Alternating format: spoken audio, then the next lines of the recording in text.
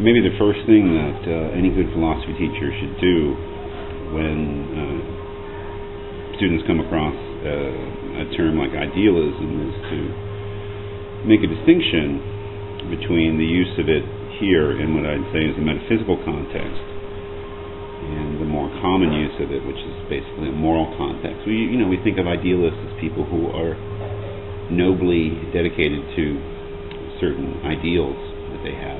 An idealist is somebody who believes in something, a utopian, or somebody who believes in a better world or something like that. But that use of the word idealism is definitely not the use of it that's relevant here. In fact, I would suggest that you put it entirely out of your mind.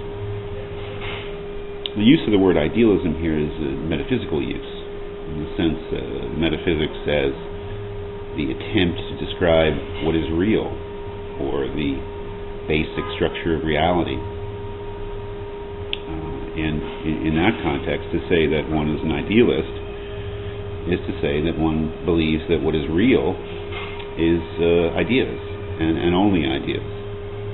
Of course, there's great ambiguity, as Russell points out, in the use of the word idea, but he himself defines idealism in this sense, which I would call the metaphysical sense, in the beginning of chapter 4, when he says, "We shall understand by it the doctrine that whatever exists, or at any rate whatever can be known to exist, must be in some sense mental." So to be an idealist, or a metaphysical idealist, let's say, is to believe that whatever exists is mental. Well, mental as opposed to what? Well, as opposed to physical or material. Another option in metaphysics, which is to say another option in terms of describing or claiming what is real, or what the world consists of, or what the basic structure of reality is like, is to be a materialist, and to say that everything that exists is material or physical, and that what we take to be mental is really can be reduced to the physical. There are any number of different combinations here too. If you are an idealist, or you are a materialist metaphysically, you're a monist. That is, you believe that there is one basic type of being or thing that the world is constituted by, either entirely by ideas or entirely by material things. To believe that there are both, and it seems to me that Russell is painting a picture here that allows for the existence both of real mental entities or things called ideas or minds, and on the other hand, real physical or material entities, physical objects or matter. If you believe that both of them are part of reality, you're what is called a dualist, and that was referred to in an earlier talk in reference to Descartes. That is, that both mental and physical things exist in some sense in one reality, which is a respectable metaphysical thesis called dualism. But here we're concerned with idealism, and maybe it would be good to just remind ourselves why. I think if we go back to the beginning of Russell's inquiry here, in that table, Russell made a distinction between his experience of the table and the table itself.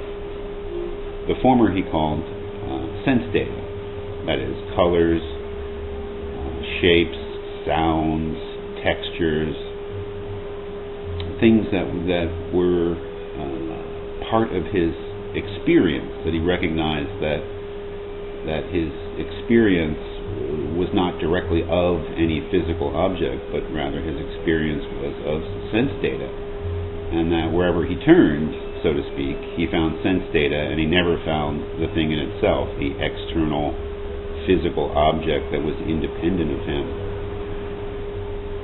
That way of beginning, which is so important to this book, the notion that all that we directly experience are sense data, that really does open up the possibility of idealism, in the sense that, well, if all we ever experience are sense data, And if we say that sense data, the colors, the sounds, the feels, all the varied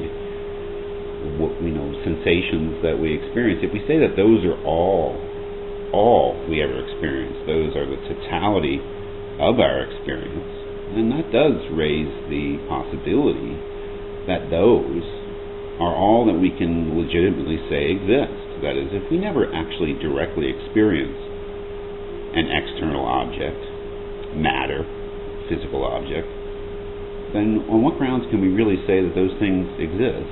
That is, if all we're really familiar with are ideas, then why would we say that anything existed apart from ideas? And that is idealism. That is close to, I think, the general picture that the philosopher Berkeley, the idealist who is criticized in this chapter, close to the picture that he presents. Russell is not an idealist. I think what we see is that Russell, although, again, he said earlier that he cannot absolutely prove it, is really committed to the idea that there are external physical objects in the world, what he calls matter, and that, moreover, we can say things about the external world with some confidence. So, in the next talk, we'll take a closer look at his criticism of Berkeley's idealism and some of the distinctions that he makes that are quite important for the next chapter between the different ways that we know things. Some things we know, he says, by direct acquaintance. Some things we know indirectly by description, which is also a distinction that he set up in earlier chapters.